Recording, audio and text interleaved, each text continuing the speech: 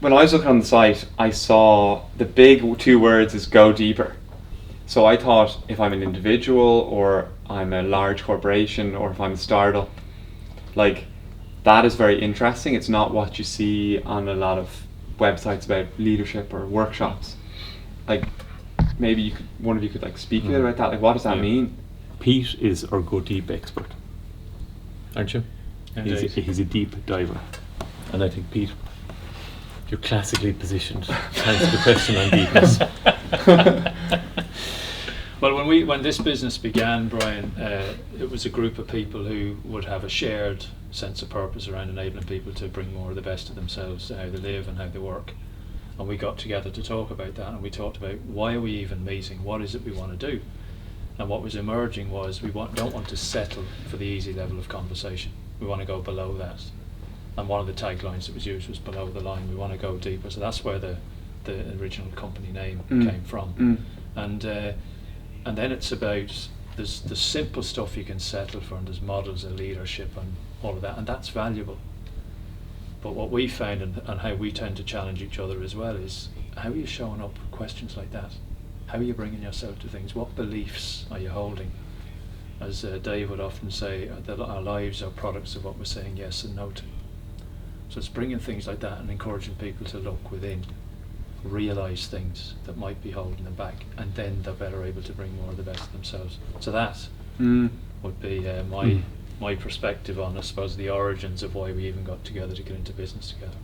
If I would build on that and just put a commercial slant on it. So sometimes, if you're a bit skeptical, you might say, what's that got to do with business? Why would my business want to be doing any of that stuff? Is this a social experiment, if you like? And the connection that I understand and know to be true from the work is that when people connect more deeply with their own resource, their own humanity, if you like, then they have a far higher chance of showing up better, performing better, to meet, if you like, firstly, their own needs, so that we all have our needs and they're dynamic and they're changing, but also the needs of the organisation, so how they show up for themselves, how they show up into their teams and how they show up into the organisation. Net effect is if everybody is doing that, all boats rise on that idea, so that you have organisations that are delivering more of what they need for longer, on a sustainable basis. So it correlates with hard-nosed stuff like companies getting more of the results they're looking for longer, but also it correlates with individuals sustaining themselves for longer and getting more of what they want for longer. So we believe that to be a sort of a universal truth. You can't have one without the other. So that's the sort of below the line, go deeper idea connected to the sort of business world idea. Now you could correlate that to a lot of other non-profit organizations also. So that's if that makes sense. That's the correlation. Yeah.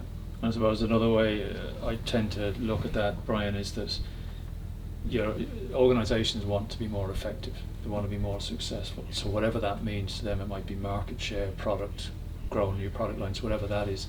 But equally, when they really look into themselves, they'd like the experience of working in the organisation to be better. So the work below the line is about marrying those two things together, the effectiveness and success of the organisation and the experience of the people working in it and the people who are on the receiving end of it, the customers of those organisations. So that's where we'd be coming from. I had a client recently, because of below the line work, was the obvious successor to his boss. His boss moved up in the organisation. There was a vacant seat. They had to go through a process of recruitment, but all eyes were on this character to go, it's yours. Much bigger job, far more pay. Thankfully, and this is the way he now put it, is because he was really beginning to hear himself on a whole range of issues, he actually withdrew himself. He partly went into the process and then woke up, partly through the work we were doing with them, and he extracted himself from the process, much to the surprise of the organisation that, hey, you're the man. Why are you not involved in it? And had this sort of conversation, which was as simple as, because it's not somewhere I want to go. I'm actually just quite happy here. Life is fantastic here, and if you just leave me here, I'm okay. Bring in whoever needs to come in. I'll work with them, and I'm happy out. And like that was a liberation for him, because he would never have done that before. And that guy is probably more, well, I know is more highly motivated than he ever would have been, more energized than he ever would have been, better for himself and all the things that are important to him in his life and in the organisation. But it did challenge the organisation, that somebody would say, well, we're not just going to climb up the hierarchy because we can. We're going to climb up the organisation if it's good. And now he can be even more benefit to the organisation, Totally. knowing exactly what he needs to do in that role and being very happy and motivated. Absolutely. You were asking earlier on, Brian, for specific examples, and one that comes to my mind is one guy who came to a low of the line event when we were running them in the west of Ireland, and as he memorably put it, I knew before I came here that I needed to come here. Now I know why.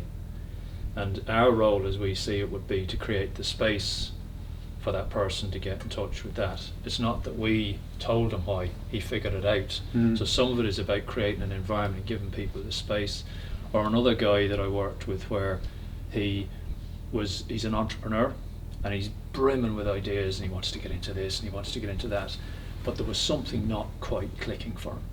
And I just sat with him, worked, asked questions, listened, and what he came around to was his big why, his big question was, how can I make a living and support my family while doing what I love?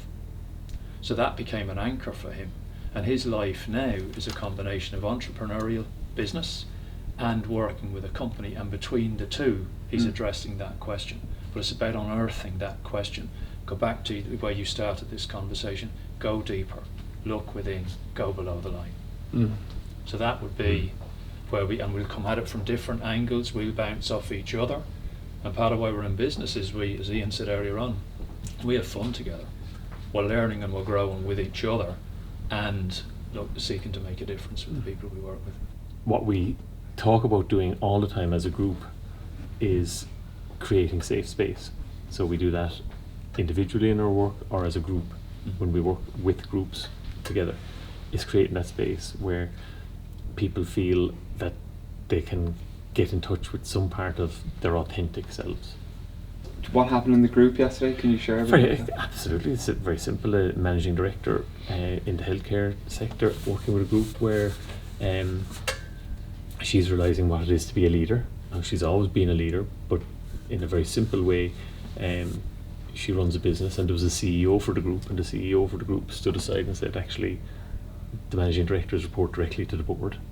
And it was like, wow. So I always thought I was a leader because I'm running a business. But actually, this just exposed it in a totally different way. And she's sharing that with her team. And the team are looking at someone and saying, we're seeing the same physical person, and the same physical person has the same physical job, and we're still the same physical company. And the same physical person is saying, but I'm a whole different person. Yeah. There's a whole different stuff going on for me right now.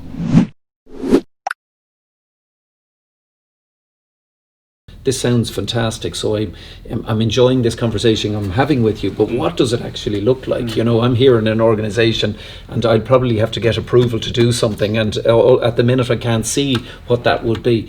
And like, the end of the day, you know, if you looked at the type of clients we have, how that ends up facing off with a client is, in simple terms, is, you know, leadership programs that are bespoke to an organisation aligned to their own leadership ethos.